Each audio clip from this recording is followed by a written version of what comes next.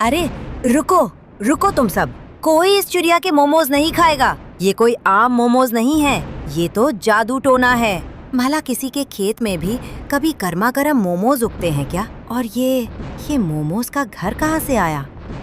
हाँ कालू भाई, ये जादुई मोमोज का ही घर है।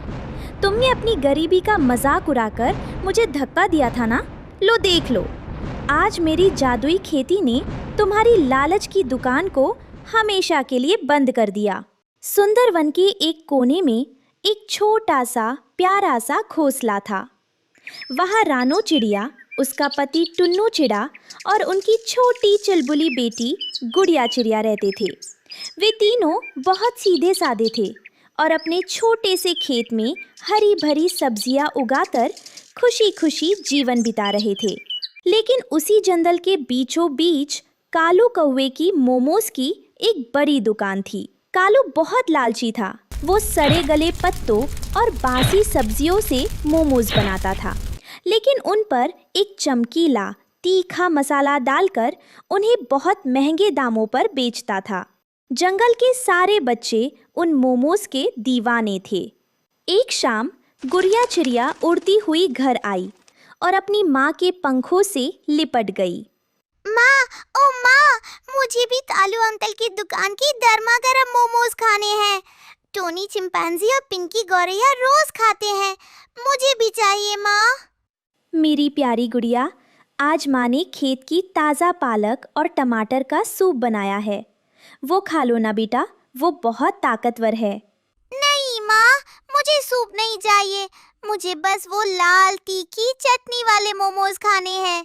आप मुझे कभी मोमोज नहीं दिलाती। टुन्नू चिड़ा थका हारा खेत से लौटा और अपनी फटी हुई पोटली टेबल पर रख दी। रानो, आज मंडी में सब्जियां बहुत कम दाम में बिकी। जैसे तैसे बस 2 वक्त के दाने का इंतजाम हो पाया है।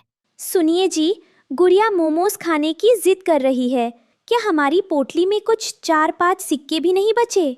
नहीं रानो, कालू 1 प्लेट मोमोज के 10 सोने के दाने लेता है। हमारे पास तो कुल जमा 3 तांबे के सिक्के हैं। हम इतने गरीब हैं कि अपनी बच्ची की एक छोटी सी इच्छा भी पूरी नहीं कर सकते। गुड़िया कोने में बैठकर सिसकने लगी। रानो का दिल टूट गया। उसने फैसला किया कि वह कालू से मिन्नत करेगी। अगले दिन रानो चिड़िया गुड़िया का हाथ पकड़कर कालू कौवे की दुकान पर पहुंची। दुकान पर पक्षियों के बच्चों की भारी भीड़ थी। कालू गद्दी पर बैठा गर्व से काव काव कर रहा था। चलो चलो, लाइन लगाओ, जिसके पास सोने के दाने हैं वही आगे आए। बिना पैसों के यहाँ खड़े होकर मेरी दुकान की हवा मत खराब करो। रानो हिम्मत करके आगे बढ़ी और हाथ जोड़ लिए। कालू भाई, मेरी बेटी ने कल से कुछ नहीं खाया। वो आपके मोमोज खाने की जिद कर रही है। मेरे पास इस वक्त सोने के दाने तो नहीं है, लेकिन ये 3 तांबे के सिक्के रख लो और मेरी बच्ची को बस 1 मोमो दे दो। कालू ने उन सिक्कों को देखा और जोर से हंस पड़ा। 3 तांबे के सिक्के?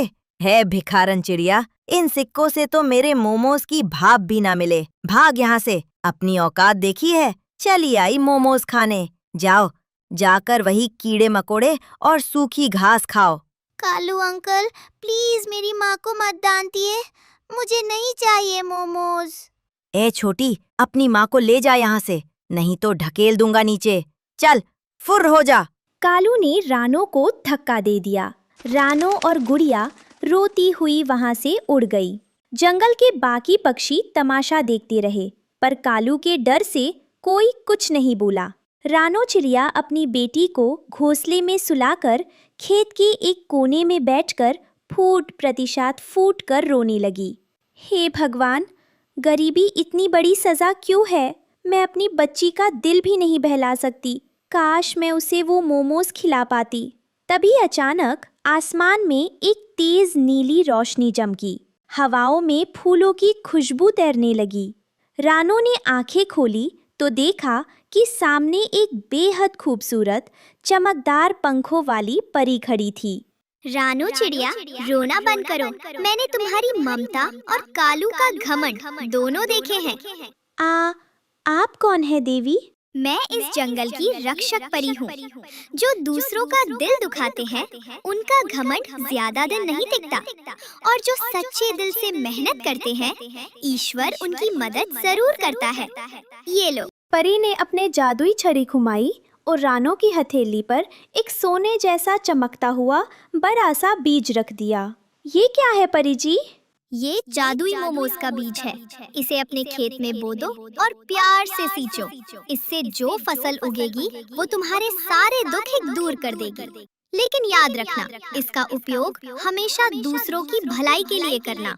पलक झपकते ही परी गायब हो गई। रानो के आंसू सूख चुके थे और उसकी आंखों में उम्मीद की एक नई चमक थी। रानो ने तुरंत टुन्नू को बुलाया। दोनों ने मिलकर उस जादुई बीज को खेत की सबसे अच्छी मिट्टी में बो दिया और उस पर थोड़ा सा पानी छिड़का। तभी एक चमत्कार हुआ। भूमि से एक हरे रंग का अंकुर निकला, जो देखते ही देखते एक बड़े सुंदर पौधे में बदल गया। उस पौधे की टहनियों पर हरी पत्तियां नहीं, बल्कि सफ़ेद गोल गोल भाप उड़ाते हुए गर्मा गर्म मोमोज लटक रहे थे।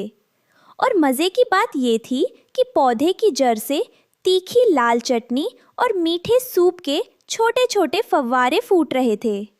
अरे बाप रे रानो, ये मैं क्या देख रहा हूँ? पौधे पर मोमोज और इतनी सोंधी सोंधी खुशबू। वाह माँ, ये क्या है? ये तो मोमोज का पेड़ है। रानो ने पेड़ से एक मोमो तोड़ा और गुड़िया को दिया। गुड़िया ने जैसे ही उसे खाया, वो खुशी से नाचने लगी। माँ, ये तो कालू के मोमोज से 1000 गुना ज्यादा स्वादिष्ट और ताजा है। इसमें से तो जादुई स्वाद आ रहा है। हाँ बेटा, अब हमारा कोई भी भाई बहन भूखा नहीं सोएगा। टुन्नू जी, चलिए पूरे जंगल में ढिंडोरा पिटवा दीजिए कि रानो और टुन्नू के खेत में मुफ्त और सस्ते मोमोज मिल रहे हैं। अगले ही दिन से रानो और टुन्नू ने केवल एक तांबे के सिक्के में भरपेट मोमोज बेचना शुरू कर दिया। जो गरीब थे उन्हें वे मुफ्त में खिलाते थे। जादुई मोमोज खाते ही बीमार पक्षी ठीक हो जाते थे और उदास बच्चे चहकने लगते थे। कालू कौवे की दुकान पर सन्नाटा पसर गया। उसके सारे ग्राहक रानो के खेत की तरफ दौड़ पड़े थे। ये कैसे हो सकता है? ये चिड़िया मोमोज की खेती कैसे कर रही है? मेरा धंधा चौपट कर दिया इसने। मैं बर्बाद हो गया। कालू गुस्से में रानो के खेत पहुंचा, जहां सारे पक्षी मजे से मोमोज खा रहे थे। रानो, ये तुम क्या जादू टोना कर रही हो? मोमोज कहीं पेड़ पर उगते हैं क्या? तुम सबको कोई बीमारी बांट रही हो। चुप रहो कालू, तुम्हारे मोमोज खाते तो हमारा पेट खराब होता था। रानो बहन की मोमोज तो जादुई है। इन्हें खाकर हम फुर्तीले हो जाते हैं। अब तुम्हारा घमंड टूट चुका है। रानो की जादुई खेती इतनी बड़ी कि हर रोज हजारों मोमोज उगते थे। रानो ने उन जादुई मोमोज के सख्त बाहरी हिस्से और जादुई गोंद की मदद से अपने लिए एक बेहद खूबसूरत, बड़ा और आलीशान मोमोज का घर बना लिया। वो घर दूर से ही सफ़ेद और चमकदार दिखता था, जिसकी छत से सूप की खुशबू आती थी। कालू कौवा अपनी गलतियों के कारण अकेला रह गया और उसे अपनी लालच की सज़ा मिल चुकी थी। वही रानो, टुन्नू और गुड़िया अब उस जादुईदा मोमोज के घर में पूरे जंगल के पक्षियों के साथ हंसते खेलते और प्रेम से रहने लगे। इस कहानी से हमें सीख मिलती है कि लालच का फल हमेशा बुरा होता है और ईमानदारी व दूसरों की मदद करने वाले की जीत हमेशा निश्चित होती है।